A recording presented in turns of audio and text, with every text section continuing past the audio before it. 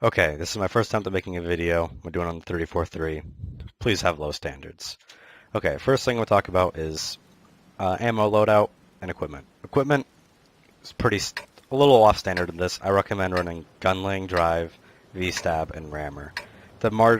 Just because I want to maximize gun benefits. Granted, vents will make you aim 3% faster compared to the 10% faster of the V-stab, so you can arguably run vents if you want a little more DPM, a little more V-range, a little more everything, but a little less aim time.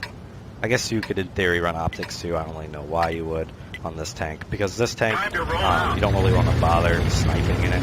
Like you have like the least accurate gun in its tier, and you have the second lowest DPM, I believe, for tier 8, and your pen is horrible. Basically all you can really do is get up close.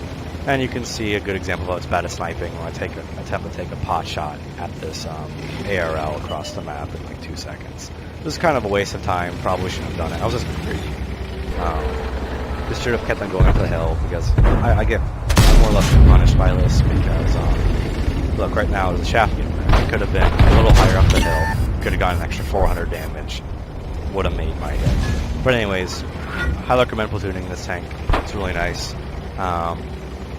Me and the FCM are going to do a pretty standard strat up here. I have turret armor, so I'm going to take this road up here and just chill behind it. It's a slight hill, so as long as you have 5 degrees of gun pressure, you can play it. Then the FCMs can get up behind the windmill. And we're going to get them in a crossfire. These heavies are stuck now. There's nothing they can do, and we're just going to tear them apart. And I guess that's a sweet demonstration how that works. And back to ammo. Ammo on this, you have lots of shells. You have so many shells, 50 shells. You fire at 5 of them. So basically, you can't really run out. I load mine, so I cannot run out of any time. I'm not going to fire 23 AP shells in one game. It's just not going to happen. I think I've run out of 12 feet once. I've been running this loadout around 400 meters. Yeah, I have like 800 total in this tank. And 5 HE. I never really fire HE, but I don't know. It's fun sometimes. I don't know, lots of tanks that are. I fire like RHE. So now HE isn't particularly useful. Maybe if the sandbox and the mechanics on HE might be useful in the future, but not particularly right now. So right now I'm just going to chill up here on this hill, bullying tanks. This honestly isn't the best match for it, but it's like this third to last one I played. Last one, like one shot by already. And that's no fun to watch. But there's no real tanks at my tier. But this does give a good demonstration how this tank absolutely demolishes anything in tier 2 shots, tier 6s. And it can still chunk. So basically, it kind of gives you a good idea of what positions you want to play. You want to take very forward positions, but ones that are safe. Because you have bad DPM, and the last thing you want is just 3 tanks that circle around you and shoot at that. That's no fun. No, I'm just gonna, up here, I'm playing this rather aggressively because the game's almost over.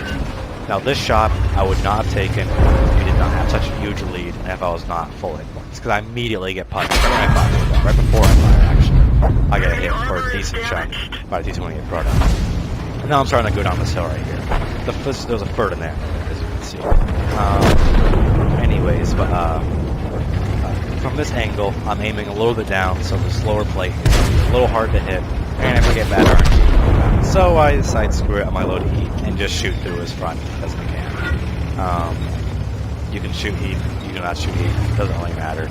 It's relatively low. I figured it costs me, a few thousand more credits, but I get an extra pen and don't really have to worry about RNG too much on that shot. So that match is pretty much mopped up. And in regards to crew skills, I haven't talked about that yet. You just want the most standard thing to do in this is repairs and camo and success. It's the most important thing for any medium, except maybe not even the American mediums. They have bad camo. Some camo is better than no camo.